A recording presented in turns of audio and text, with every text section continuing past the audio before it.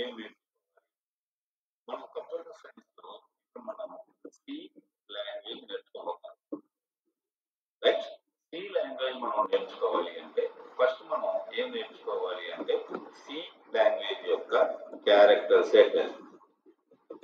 Character set, right? What is a character set అనేది నేను తర్వాత చెప్తాను. అయితే ముందు మనం ఒక ఎగ్జాంపుల్ తీసుకుందాం. మనం ఇంగ్లీష్ లాంగ్వేజ్ నేర్చుకోవాలనుకోండి, ఇంగ్లీష్ లో ముందు ఏం నేర్చుకోవాలి? ఆల్ఫాబెట్స్, ఏబిసిడి మనం నేర్చుకోవాలి. అలాగే మనం తమిళ లాంగ్వేజ్ నేర్చుకోవాలనుకోండి, తమిళ్ యొక్క లెటర్స్ నేర్చుకోవాలి, అంతే కదా? తమిళ అల్ నేర్చుకోవాలి. అలాగే తెలుగు నేర్చుకోవాలంటే నేర్చుకోవాలి, తెలుగు యొక్క అర్థాలు నేర్చుకోవాలి. అలాగే సి లాంగ్వేజ్ నేర్చుకోవాలి అంటే మనం సి యొక్క క్యారెక్టర్ సెట్ మనం నేర్చుకోవాలి. What is a character set? Character set అంటే ఏంటి అని మనం అనుకున్నాం అనుకో, character set is a set of symbols. నేను ఇక్కడ రాస్తాను. Character set is a set of symbols which are recognized by C compiler. Right? Character set లో అనేక సింబల్స్ ఉంటాయి. ఆ సింబల్స్ అన్నిటిని సి లాంగ్వేజ్, సి ప్రోగ్రామ్ యొక్క కంపైలర్ గుర్తుపడుతుంది. అర్థమైందా సార్? ఈ కంపైలర్ అంటే ఏంటి? దాని గురించి మనం అంతకుముందు కూడా చెప్పాం. ఏం చెప్పాం? Compiler is a software.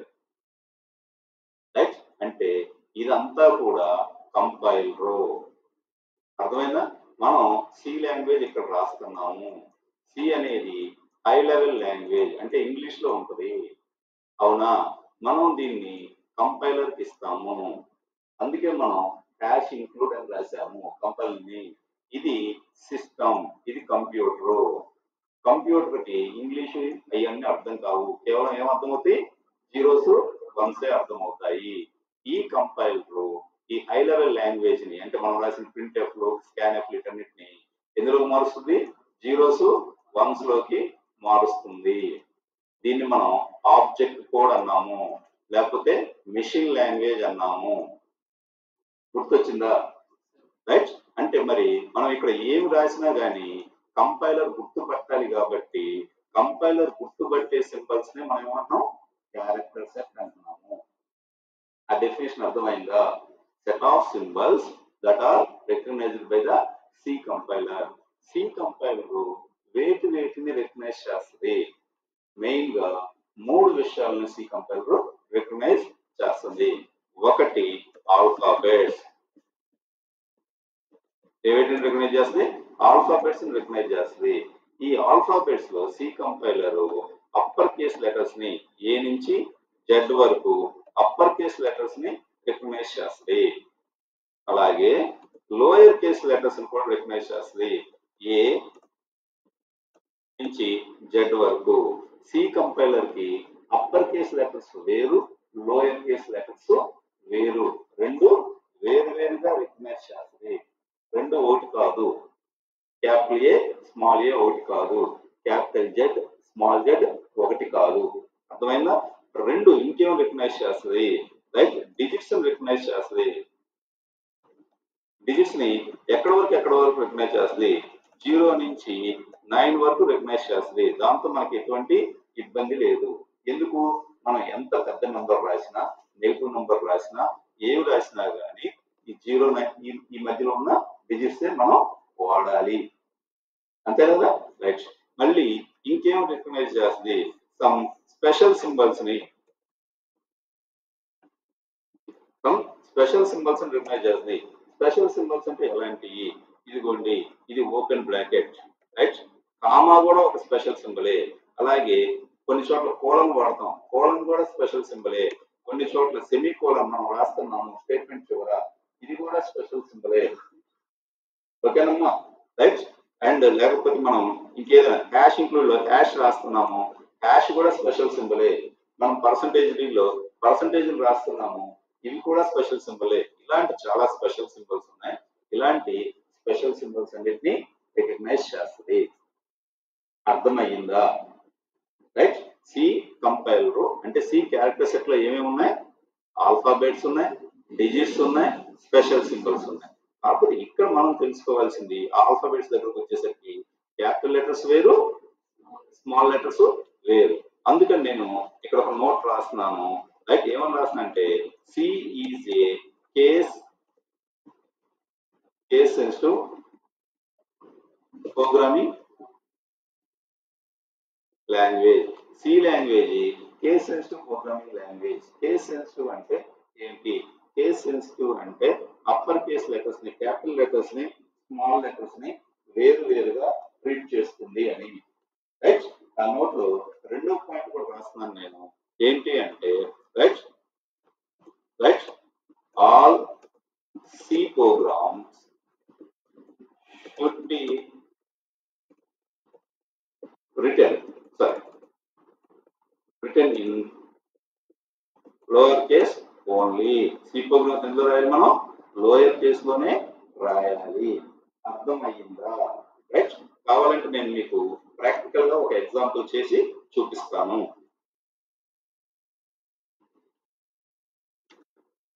మీరు మనందరం కంప్యూటర్ సైన్స్ వాళ్ళం కాబట్టి మనం కోడింగ్ ఖచ్చితంగా రాయాలి.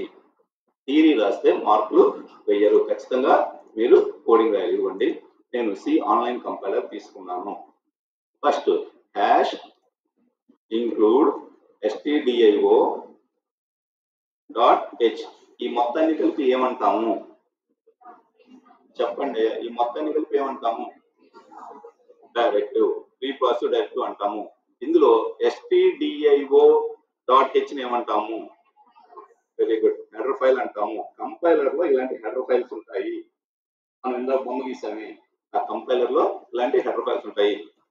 తర్వాత వాయిడ్ మెయిన్. మెయిన్ అంటే ఏంటి? Very good, main function.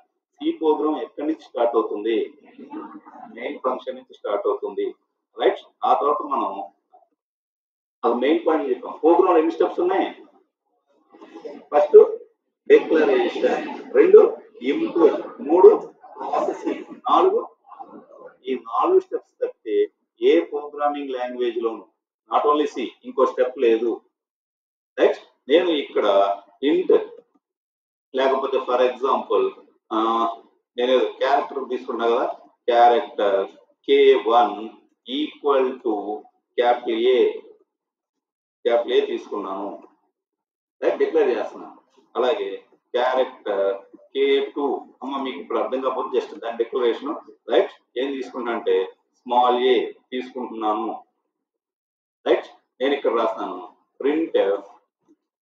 printf right value of capital A is %d \n comma semicolon comma K1 right? Semicolon. ఎందుకు సెమీకోలన్ రాయాలి? Every C statement should end with semicolon. Semicolon పెడితే అక్కడితో ఒక instruction complete అయ్యింది అని compiler కి తెలుస్తుంది. అర్థమైందా? సెమీకోలన్ పెడితే అక్కడితో ఒక స్టేట్మెంట్ లేకపోతే ఒక ఇన్స్ట్రక్షన్ కంప్లీట్ అయిపోయింది అని కంపైలర్ కి తెలుస్తుంది. అలాగే స్మాల్ ఏ వాల్యూ కూడా మనం ప్రింట్ చేసి చూద్దాం. Right? Value of small A is K2. అంతే కదా? రైట్. దీన్ని ఒకసారి మనం రన్ చేద్దాం. క్యాపిటల్ ఏ వాల్యూ ఎంత తీసుకుంది? 65. స్మాల్ ఏ వాల్యూ 97. అంటే క్యాపిటల్ లెటర్స్ వేరు సి కంపైలర్ కి, స్మాల్ లెటర్స్ వేరు అని చెప్తున్నాం. అలాగే సి ప్రోగ్రామ్స్ అన్నిటిని స్మాల్ లెటర్స్ లో రాయాలన్నాం. నేను కాసేపు ఊరికి సరదాగా ఏమవుద్దో PRINT printf క్యాపిటల్ లెటర్ లో రాస్తాను. రైట్? చూద్దాం. ఏముంది? నాకు తెలీదు. Right? Implicit declaration function printf. printf ఏంటో డిక్లరేషన్, printf ఏంటో నాకు చెప్పలేదు అంటు. డిక్లరేషన్ అంటే దానికి చెప్పడమే కదా, నేను ఇది వాడుతున్నాను అని. నువ్వు నాకు చెప్పలేదంటాను. కాబట్టి మనం క్యారెక్టర్ సెట్ లో మనం రాసుకున్నవి కరెక్టేనా? సి ప్రోగ్రామ్స్ అన్ని స్మాల్ లెటర్స్ లో రాయాలి. క్యాపిటల్ లెటర్ కి స్మాల్ లెటర్ కి తేడా ఉంది. అర్థమయ్యిందా? రైట్? నేను నెక్స్ట్ పాయింట్కి వెళ్ళొచ్చా? రైట్? సెకండ్ పాయింట్ ఏంటంటే టోకెన్స్, సి టోకెన్స్, కొద్దిగా సి టోకెన్స్ లేకపోతే టోకెన్స్ అన్నాం. సి టోకెన్స్ ఇది సపరేట్ హెడ్డింగ్ కాబట్టి దాన్ని వేరే కలర్ లో పెడతాం. రైట్, మరి సి లాంగ్వేజ్ లో టోకెన్స్ అంటే ఏంటి? రైట్, ఇక్కడ కూడా టోకెన్స్ ఆర్ ద స్మాల్, చాలా చిన్నది, పీస్, చిన్న ముక్క, స్మాల్ పీస్ ఆఫ్ వర్డ్, చిన్న పదం, small piece of word which has a specific meaning to the C compiler. Right, అది ఒక చిన్న పదము కానీ కంపైలర్ లో దానికి ఒక అర్థం ఉంది. అర్థమైందా? Small piece of word which has a specific meaning to the C compiler. అంటే ఫర్ ఎగ్జాంపుల్ మనం ఇక్కడ చూద్దాము, ఇక్కడ రాసిన దాంట్లో ఇదిగోండి, ఇంక్లూడ్, ఓన్లీ ఇంక్లూడ్ వరకే. ఇంక్లూడ్ అంటే కంపైలర్ లో ఎక్కడో ఉన్న హెడర్ ఫైల్ ఇక్కడ తీసుకురా, ఉందా లేదా? ఉందా లేదా అర్థం? రైట్, మెయిన్ అంటే ఇదే అసలు ఈ మొత్తమే మెయిన్ అని, మెయిన్ ప్రోగ్రామ్ అని, ఉందా లేదా? ఉంది. లేకపోతే ప్రింట్ ఎఫ్, ఈ లోపల ఏం రాసింది దాన్ని స్క్రీన్ మీద చూపించు అన్న మీనింగ్ ఉందా లేదా? అర్థమవుతుందా? Tokens have a small piece of word which has a specific meaning to the C compiler. అర్థమైందయ్యా? రైట్, అర్థమైందా? మరి ఎన్ని రకాల టోకెన్స్ ఉన్నాయి సి లాంగ్వేజ్ లో? Right, the following are the various types of tokens in C. C language లో ఎన్ని రకాల tokens? First the right, keywords అనేది ఒక టోకెన్. రెండు, ఐడెంటిఫైయర్స్, రైట్, తర్వాతది వేరియబుల్స్, తర్వాతది కాన్స్టెంట్స్,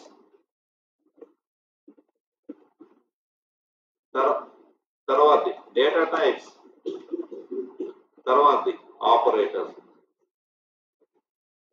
ఇంకా చాలా రకాలు ఉన్నాయి కానీ వీటిని తీసుకున్నాం. రైట్, వీటిని టోకెన్స్ మనం ఏమనొచ్చు అంటే ఇంకో రకంగా, రైట్, ఇంకో చిన్న పదం రాద్దాం ఇక్కడ. రైట్, టోకెన్స్ ఆర్ ద, ఇలా రాద్దాం, tokens are the programming constructs. Construct అంటే ఏం లేదు, ప్రోగ్రామ్ ని తయారు చేసేవి. Tokens are the programming construct. అంటే ఫర్ ఎగ్జాంపుల్ మనం ఇల్లు కట్టాలనుకోండి, ఇటుకలు ఉంటే సరిపోతాయా? సరిపోవు. ఏం కావాలి? ఇటుకలు కావాలి, సిమెంట్ కావాలి, ఇసుక కావాలి, ఐరన్ కావాలి. అలాగే ఒక సి ప్రోగ్రామ్ కనుక పూర్తిగా తయారవ్వాలి అంటే కీవర్డ్స్ కావాలి, ఐడెంటిఫైర్స్ కావాలి, వేరియబుల్స్ కావాలి, కాన్స్టెంట్స్ కావాలి, డేటా టైప్స్ కావాలి, ఆపరేటర్స్ కావాలి, ఇంకా చాలా రకాలు కావాలి. వీటన్నిటిని కలిపి మనం ఏమన్నా సింపుల్ గా సి యొక్క టోకెన్స్ అన్నాము. చాలా చాలా ఇంపార్టెంట్ కాన్సెప్ట్. ఇది కనుక మనకు బాగా అర్థమైతే మనకి సిలో 30% వచ్చేసింది. తర్వాత ఇంకోసారి నేను మళ్ళీ structure of the C program చెప్తాను, వస్తే ఎలా రాయాలని మనకు తెలిసిపోతుంది ప్రోగ్రామ్స్. ఓకేనా? ఇందులో ఫస్ట్ ది కీవర్డ్స్. ఫస్ట్ ఏంటి? కీవర్డ్స్. రైట్, దానికి నేను ఏం రాస్తున్నాను అంటే keywords are the, right, keywords are the reserved words. కీవర్డ్స్ ఏమంటాం? ఇంకో పేరుతో రిజర్వ్డ్ వర్డ్స్ అంటాము. which has a specific meaning to the compiler. Compiler లో ఒక ప్రత్యేకమైన అర్థం ఉంది ఈ కీవర్డ్స్ కి. అంటే ఫర్ ఎగ్జాంపుల్ మనం ఇక్కడ కనుక ఇలా తీసుకున్నాం అనుకోండి, ఇంక్లూడ్ అంటే ఒక మీనింగ్ ఉందా లేదా? ఉందా లేదా? క్యారెక్టర్ అంటే ఒక మీనింగ్ ఉందా లేదా? మెయిన్ అంటే ఒక మీనింగ్ ఉందా లేదా? ప్రింట్ ఎఫ్ అంటే ఒక మీనింగ్ ఉందా లేదా? ఉందా? రైట్, కీవర్డ్స్ ని ఎప్పుడు కూడా ఐడెంటిఫైర్స్ కింద వాడకూడదు. తర్వాత చెప్తలే కానీ ఐడెంటిఫైర్స్ చెప్పేటప్పుడు యాక్చువల్ గా ఆ పాయింట్ అవుదాం. మరి ఇన్ సి లాంగ్వేజ్ ఉన్నాయంటే, in C language right there are ఎన్ని కీవర్డ్స్ ఉన్నాయి? 32 కీవర్డ్స్. సి లాంగ్వేజ్ లో ఎన్ని కీవర్డ్స్ ఉన్నాయమ్మా? 32 కీవర్డ్స్ ఉన్నాయి.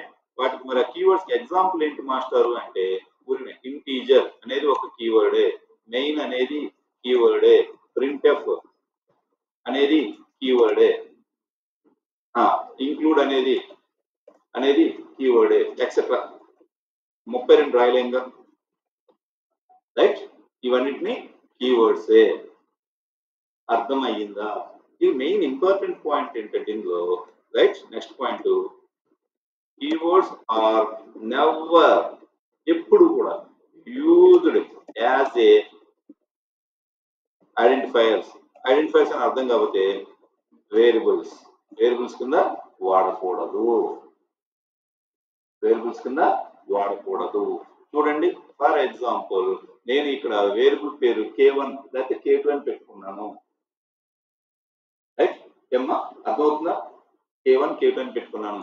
K1 K2 కాకుండా స్కాన్ఎఫ్ అని పెట్టాను అనుకోండి, స్కాన్ఎఫ్ కూడా కీవర్డేగా, స్కాన్ఎఫ్ కూడా కీవర్డ్. ఏం వస్తుంది చూద్దాం ఎగ్జిక్యూట్ చేసి. ఏం చెబుతుంది? K1 అన్డిక్లేర్, సరే K1 డిక్లేర్ చేయలేదు అంటుంది, రైట్? తర్వాత K1 కూడా డిక్లేర్ చేద్దాం, రైట్? ఏదో కావాలి అంటే ఇంటూ K1 అందాము. ఆయన ఎర్ర చూపిస్తుందా? స్కాన్ఎఫ్ కీవర్డ్ కింద తీసుకుంది,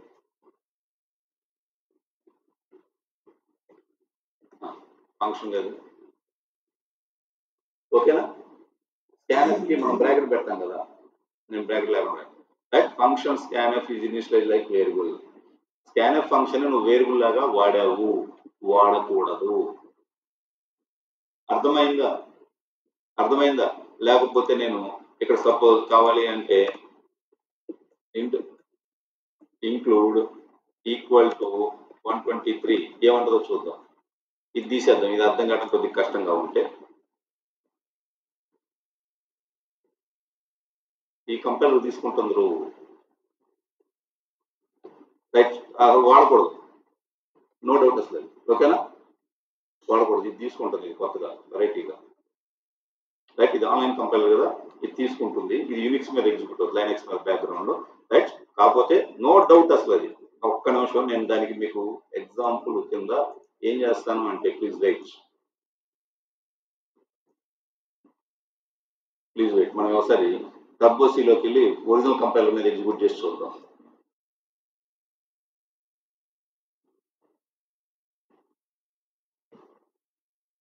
రైట్?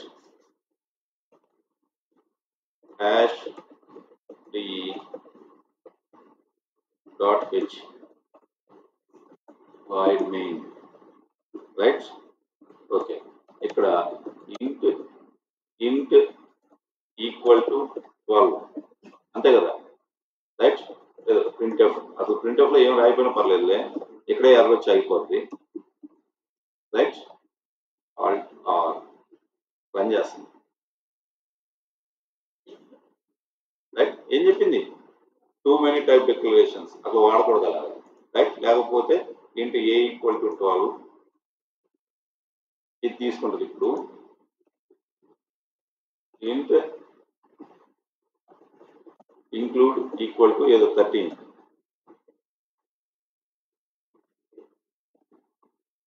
ఎర్రర్ వచ్చింది చూసావా, రైట్? అది ప్రింట్ఎఫ్ దగ్గర చేయట్లేదు, అది కిందకు వచ్చి అవుతుంది ఎర్రర్. కావాలంటే ప్రింట్ఎఫ్ లో ఏదైనా రాద్దాం అనుకుంటే రాద్దాం, సార్ అక్కడ వస్తుంది కదా అని. This is sample, okay?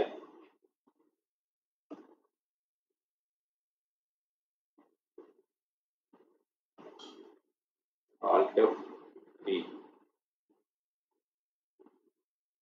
తీసుకుందరు, ఇది కూడా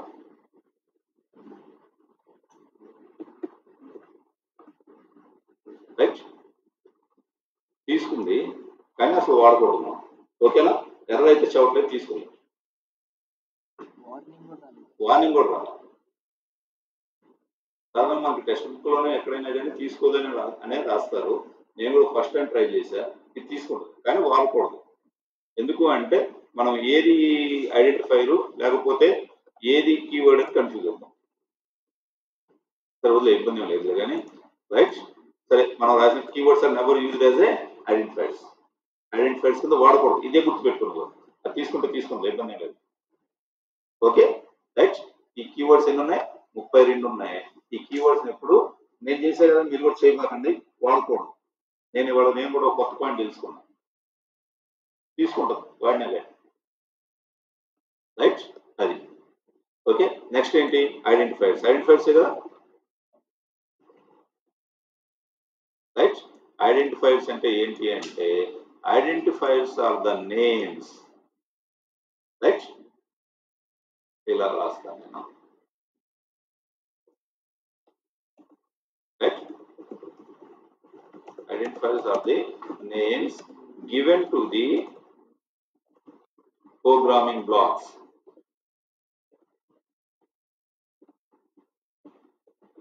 Right?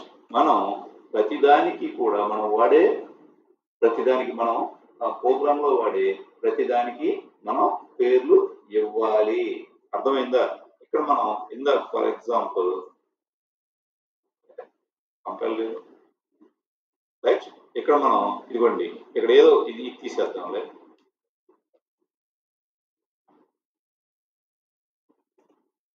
రైట్. ఇక్కడ ఏం చేసాం? ఏదో for example K1 equal to 123 అన్నాము, K2 ఈక్వల్ టు A అన్నాము. అంటే ఈ వాల్యూకి ఏం పేరు పెట్టాం మనం? 123కి ఏం పేరు పెట్టాం? K1 అని పెట్టాం. ఈ స్మాల్ ఏకి ఏం పేరు పెట్టుకున్నాం? K2 అని పెట్టుకున్నాం. మనం వాడే ప్రతి దానికి మనం పేర్లు ఇవ్వాలి. మనం పేర్లు ఇస్తే దాన్ని ఐడెంటిఫైర్స్ అంటాము.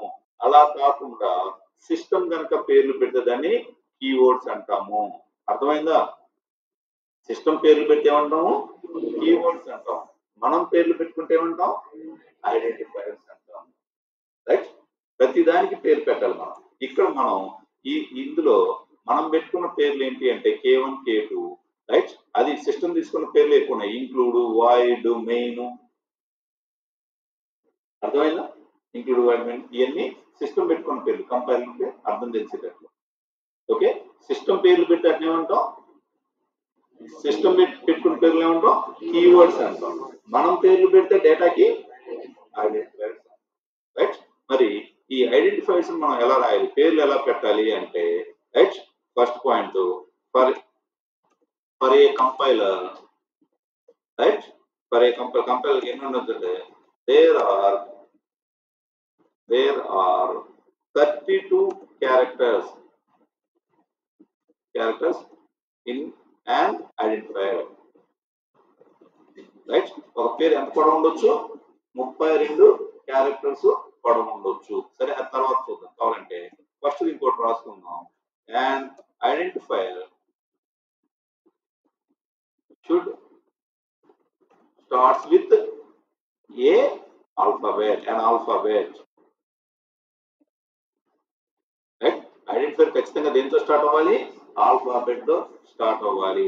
అంటే దీనికి మనం కనుక ఎగ్జాంపుల్స్ రాస్తే ఫర్ ఎగ్జాంపుల్ మనం ఏదో సమ్ అన్ని ఆల్ఫాబెట్సేగా కరెక్టే రైట్. కౌంట్ అంటే ఓ దానికి పేరు కౌంట్ అని పెట్టుకున్నాం, కరెక్టే. అర్థమవుతుందా? ఇంకో దానికి ఏదో STR అని పెట్టాం, కరెక్టే. ఇంకో దానికి యావరేజ్ KVG అని పెట్టుకున్నాను, కరెక్టే. అర్థమైందా? ఐడెంటిఫైర్స్ ఇలా పెట్టాలి. లేకపోతే identifiers start with an alphabet right. తర్వాత ఉంటే డిజిట్స్ ఉండొచ్చు. లేకపోతే అంటే X1 ఇందా మనం K1 పెట్టాం, కరెక్టే కదా, ఉండొచ్చు. లేకపోతే R23 ఇలా ఉండొచ్చు. ఓకేనా? ఇలా ఉండొచ్చు పేర్లు పెట్టుకోవటంలో. మరి ఏం ఉండకూడదు right. Any special symbols or ఇది ARE కాదు, or space are not allowed in identifiers right. ఏం ఉండకూడదు, ఎలా రాస్తే తప్పు అంటే రైట్. స్పెషల్ సింబల్స్ ఏమి ఉండకూడదు అంటే $B ఇలా రాయకూడదు. అర్థమవుతుందా రైట్. లేకపోతే $123 ఇలా రాయకూడదు. లేకపోతే అసలు 1 2 3 ఇది ఐడెంటిఫైర్ కాదు, లేకపోతే 1 2 3 కాకపోతే 9B అయితే 8B ఇది ఐడెంటిఫైర్ కాదు. ఎందుకు? ఆల్ఫాబెట్ తో స్టార్ట్ అవ్వలేదు. అర్థమవుతుందండి? అర్థమవుతుందా? రైట్, ఆల్ఫాబెట్ తో స్టార్ట్ అవ్వదు. మరి ఏం ఉండొచ్చు అంటే రైట్, ఏ స్పెషల్ సింబల్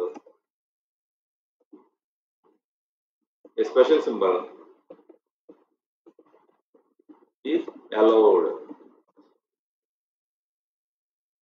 రైట్, ఒక స్పెషల్ సింబల్ ఉంది, దాన్ని ఏమంటాము అంటే ఊరిని బ్రాకెట్ లో చెబుతున్నా, అండర్ స్కోర్ అంటాం. అయ్యా అండర్ స్కోర్ ఎలా రాయాలి అంటే మనం షిఫ్ట్ పట్టుకుని మైనస్ సింబల్ నొక్కాలి. ఇలా వస్తుంది, అది ఈ బ్రాకెట్ లో ఉంది. అండర్ స్కోర్ కొద్దిగా కిందకు పడుద్ది, అది కొద్దిగా కిందకి టైప్ అవుద్ది. అదే మనం మైనస్ కొట్టామనుకోండి, ఇదిగోండి పైకి టైప్ అయింది కదా, అదే అండర్ స్కోర్ అనుకో షిఫ్ట్ పట్టుకుని మైనస్ కొడతాం, కొద్దిగా కిందకి టైప్ అవుతుంది.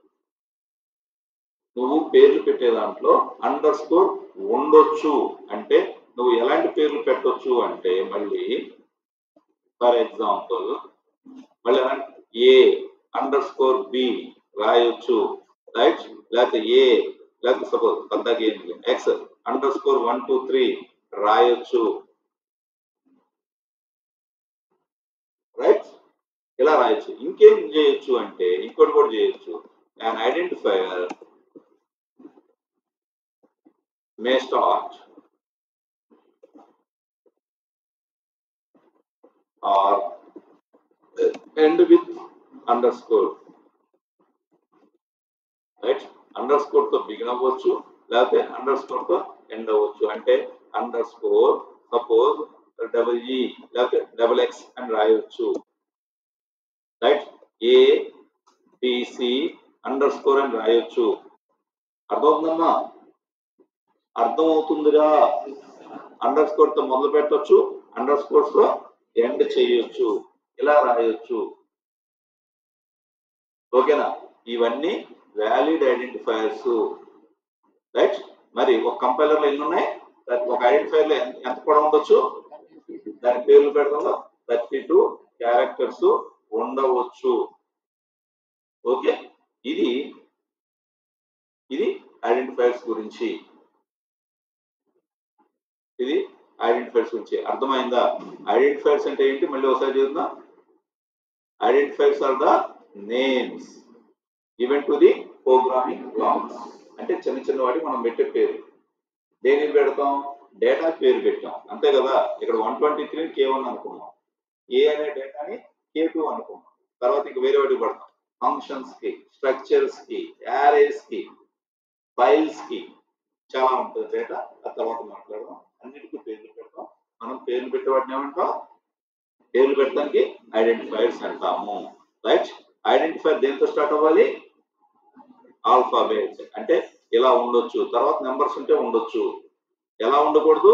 స్పెషల్ సింబల్స్ ఉండకూడదు. అర్థమైందా? రైట్, నెంబర్ తో కూడా స్టార్ట్ అవ్వకూడదు, రైట్. ఇక్కడ స్పెషల్ సింబల్స్ లేవు. ఏ స్పెషల్ సింబల్ ఉండొచ్చు? అండర్ స్కోర్ ఉండొచ్చు, right. Identifier may start or end with underscore తో స్టార్ట్ అవ్వచ్చు, రైట్. ఇందాక ఇక్కడ రాసిన 123 అని, అది కాదని, రైట్. లేకపోతే ఇది కూడా, ఇది కరెక్ట్, ఇది తప్పు, ఓన్లీ అది అర్థమైంది. అండర్ స్కోర్ తర్వాత మనకి ఏముంది టోకెన్స్ లో, రైట్. రైట్, ప్లీజ్ ఒక్క నిమిషం లైన్ లో ఉండండి.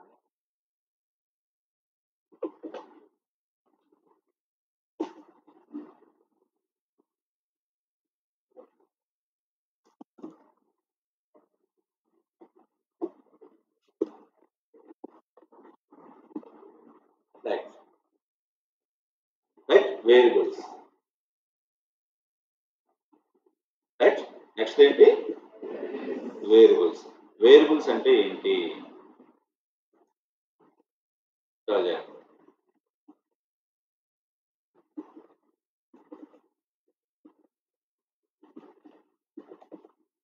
రైట్, అంటే variables are also the identifiers. Variables కూడా ఒక రకమైన ఐడెంటిఫైర్స్. వేరియబుల్స్ కూడా ఒక రకమైన ఐడెంటిఫైర్స్, రైట్. అదే రాస్తున్నాను. Variables are also identifiers. అంటే మనం డేటా పెట్టే పేరు వేరియబుల్ అంటే. Variables are also identifiers. ఇంకా ఒరిజినల్ డెఫినేషన్ ఏంటి అంటే variables are the names given to the storage on memory. ఇది మీకు అర్థం కాకపోవచ్చు కానీ చాలా జాగ్రత్తగా వినండి. Variables are the names given to the storage on memory. చెప్పండి నాకు, variables are the names given to the. మనం డేటా అంతా ఎక్కడ స్టోర్ అవుతుంది అనుకున్నాం? we know that all the data stored in memory. Data అంతా మెమరీలో స్టోర్ అవుతుంది అనుకున్నాం, అంతే కదా. మనం మెమరీ ఎలా ఉంటుంది అనుకున్నాం? మనకు తెలుసు. ఒక నిమిషం.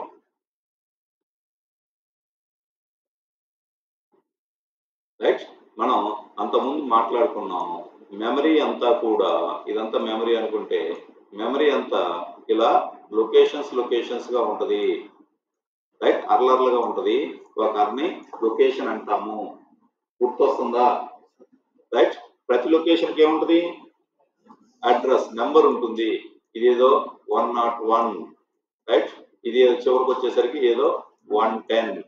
రైట్, ఈ నెంబర్ ని అడ్రస్ అంటాము. ఒక లొకేషన్ కు ఉన్న నెంబరు ఇంకో లొకేషన్ కి ఉండదు. నీకు రిజిస్టర్ నెంబర్ ఒక నెంబర్ ఉంటుందా, రెండు నెంబర్లు ఉంటాయా? ఒకటే ఉంటుంది. రైట్, ఎప్పుడైతే మనం వేరియబుల్ ని డిక్లేర్ చేసామో, రైట్, అంటే ఇక్కడ మనం చాలా క్లియర్ గా రాస్తాను. వెన్, చాలా ఇంపార్టెంట్ పాయింట్ ఇది. When we declare a variable, when we declare a variable, right, simple గా ఏం జరుగుతుందంటే memory is allocated. మనం వేరియబుల్ డిక్లేర్ చేసినప్పుడు అసలు ఏం జరుగుతుందంటే మెమరీ అలాట్ అవుతుంది. అంటే ఫర్ ఎగ్జాంపుల్ మనం ఇంట్ ఏ అని రాస్తున్నాము, లేకపోతే ఇంటూ ఏ ఈక్వల్ టు, ఇంకా తేలిగ్గా అర్థం కావడానికి 123 అని రాస్తున్నాము. ఏ వాల్యూ 123, అంతే కదా. A type? A type? Data type, integer type. Right, ఏమో వేరియబుల్ కావాలంటలా. Very good. ఏ వాల్యూ ఎంత? 123. ప్రోగ్రామ్ లో ఇన్స్ట్రక్షన్స్ అన్ని ఎటు నుంచి ఎగ్జిక్యూట్ అవుతాయని చెప్పాం? రైట్ నుంచి లెఫ్ట్ కి. నువ్వు అలాగే అర్థం చేసుకోవాలి. నేను అందుకే చెప్పింది, ప్రోగ్రామింగ్ అను మనం చదివేది మిర్రర్ ఇమేజెస్, రివర్స్ లో ఉంటాయి. 123 అనేది ఏ వాల్యూ, ఏనేమో ఇంటిజర్ టైప్. అర్థమైందా? మనం ఇలా రాయంగానే ఏం జరుగుతుంది అంటే మనకు అడ్రస్లు తెలుస్తాయా? మనకి మెమరీ అడ్రస్ మనకు తెలుస్తాయా? తెలియవు. ఏదో ఒక లొకేషన్ కి ఏ అని పేరు పెట్టుకుంది. ఏలో ఉంటామంటే మెమరీలో ఉంటాం. ఈ లొకేషన్ పేరు కాసేపు 107 అనుకుందాము. ఈ లొకేషన్ లో 123 అనే వాల్యూని సేవ్ చేసుకుంది. అర్థమైందా? అర్థమవుతుందిరా? అంటే దీన్ని బయటికి తీస్తే ఇది ఒక మెమరీ లొకేషను. ఈ మెమరీ లొకేషన్ కి ఉన్న అడ్రస్ 107. రైట్, ఈ 107 కి కంపైలర్ పెట్టుకున్న పేరు ఏ, అందులో ఉన్న వాల్యూ 123. అందుకని ఇంత అర్థంలో నేను ఏం రాశాను అంటే variables are the names given to the storage on memory, లేకపోతే మెమరీ స్టోరేజ్ అన్న పర్లేదు. అర్థమైందా? అంతేగాని వాల్యూ వెళ్ళి ఏలో ఉంటది అంటే ఏలో ఎట్లా ఉంటుంది, అంతే కదా. ఇది అర్థమైందా? మళ్ళీ ఇంకోసారి చెప్పనా? అర్థమైందిగా? ఇంకోసారి చెప్పనా? రైట్. సో ఇలాగా అంటే మనం ఏదైనా వాల్యూ ఇచ్చినప్పుడు అక్కడ స్టోర్ అవుతుంది. రైట్, మళ్ళీ ఇంకో చిన్న పాయింట్ ఏంటంటే, అది మెయిన్ పాయింట్. నీకు వేరియబుల్ అంటే right, the value of are changed during the execution of the program. మనం అసలు ఎవరైనా నీకు వేరియబుల్ అని అడిగితే ఏమని చెప్పాలి అంటే వేరియబుల్ వాల్యూస్ ప్రోగ్రామ్ ఎగ్జిక్యూషన్ లో చేంజ్ అవుతాయి. ఇదే ఇంపార్టెంట్ పాయింట్. అర్థమైందమ్మా?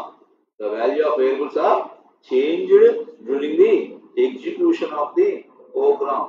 చాలా చాలా ఇంపార్టెంట్ పాయింట్. నేను దానికోసం నీకు చూపించడానికి ఏం చేస్తున్నా అంటే ఇదిగోండి, నేను మళ్ళీ ప్రోగ్రామ్ రాస్తున్నాను. రైట్, ప్రోగ్రామ్ ఎలా రాస్తున్నా అంటే ఒక వేరియబుల్ తీసుకుంటున్నాను. రైట్, దీన్ని ఏమంటాం? ఇలా రైట్ అని ఏమంటాం? డిక్లరేషన్. గుర్తుందా? Right, declaration. Right, A equal to 50. దీన్ని ఏమంటాం? ఇనీషియలైజేషన్. ఇన్పుట్ లేకపోతే ఇనీషియలైజేషన్. వాల్యూ ఇచ్చాం, అంతే కదా. printf value of a is %d \n quotation close comma quotation తర్వాత కామా a అయిపోయింది. రైట్, అంటే ఇందాక మనం డయాగ్రామ్ లో చూపించినట్లు ఒక మెమరీ లొకేషన్ కి ఏ అని పేరు పెట్టుకుని అందులో ఏ వాల్యూ స్టోర్ చేసింది. రన్ చేద్దాం, వచ్చేసింది. వాల్యూ ఆఫ్ ఏ స్టోర్ అంటే ఫర్ చేంజ్ అంటే ఇప్పుడు నేను ఏ ఈక్వల్ టు ఏ ప్లస్ 12 అన్నాను. ఏ ప్లస్ 12 అన్నాను. ఇప్పుడు ఏ వాల్యూ ఎంత అవ్వాలి? 62 అవ్వాలి, అంతే కదా. ఓపెన్ చేస్తాను, దీని తర్వాత రాస్తాను. మీకు అర్థం కావడానికి ఏం చేస్తానంటే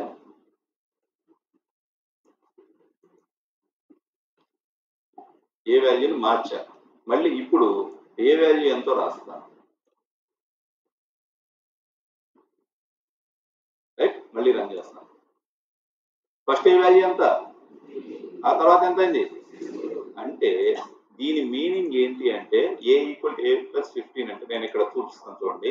ముందు మనం ఏ అని తీసుకున్నాము, ఏ అని ఒక లొకేషన్ వచ్చింది కదా. ఆ లొకేషన్ ఎంత ఉంది? 50 ఉంది.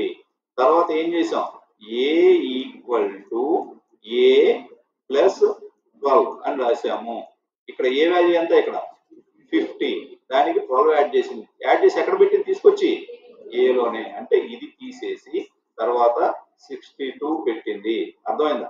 మనం అనుకున్నట్లు కూడా స్టేట్మెంట్స్, ప్రోగ్రామ్ స్టేట్మెంట్స్ లేదా ప్రోగ్రామ్ ఇన్స్ట్రక్షన్స్ అన్ని రైట్ నుంచి లెఫ్ట్ కి ఎగ్జిక్యూట్ అవుతున్నాయా? అంతే కదా. అంటే ఇప్పుడు ఏ వాల్యూ మారిందా మారలేదా? మారింది.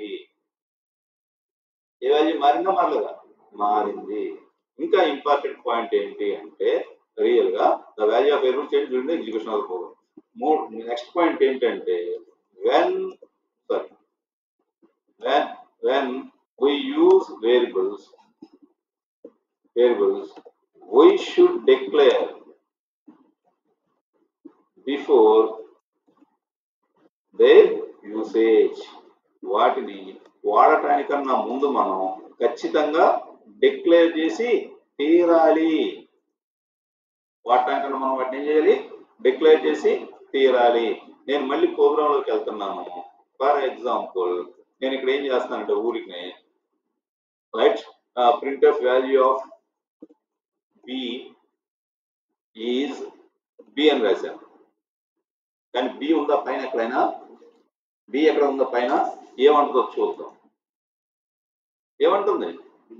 B is undeclared. బిని నువ్వు బి ఏంటో నాకు చెప్పలేదు అంటుంది. అర్థమైందమ్మా? బి ఏంటో నాకు చెప్పలేదు అంటుంది. లేకపోతే మనం కావాలని దీనికి ఇక్కడ బి ఈక్వల్ టు రైట్ ఏదో 45.67 అని ఇద్దాం. అంటే వాల్యూ చెప్పడం కాదు. వాల్యూ అంటే ఇనిషియలైజేషన్. ఇప్పుడు కూడా అదే అంటది. చూడు, బి ఈజ్ అన్డిక్లేర్డ్. అసలు బి ఏంటి అనేది నాకు చెప్పలేదు. అందుకని నేనేం చేస్తున్నానంటే ఇదిగో ఇక్కడ డిక్లేర్ చేస్తున్నాను. ఏమని డిక్లేర్ చేస్తున్నాను? నేను 45 ఇచ్చాను కాబట్టి ఫ్లోట్ బి అంటే బి ఈజ్ ఏ వేరియబుల్. అందులో ఎటువంటి డేటా ఉంటుంది? ఫ్లోటింగ్ పాయింట్ డేటా ఉంటుంది, రియల్ డేటా ఉంటుంది. అర్థమయ్యిందా? ఇప్పుడు చెప్తుందా ఎర్రలు చెప్పలేదు. బి 0 ఎందుకు వచ్చింది అంటే డి పెట్టండి, పర్సంటేజ్ డి, ఎఫ్ కదా పెట్టాల్సింది. అర్థమైందా? Right. when we should declare the variables before the usage. ఇంకా మెయిన్ పాయింట్ ఏంటంటే the declaration is that must అన్నాం, must associated with data type.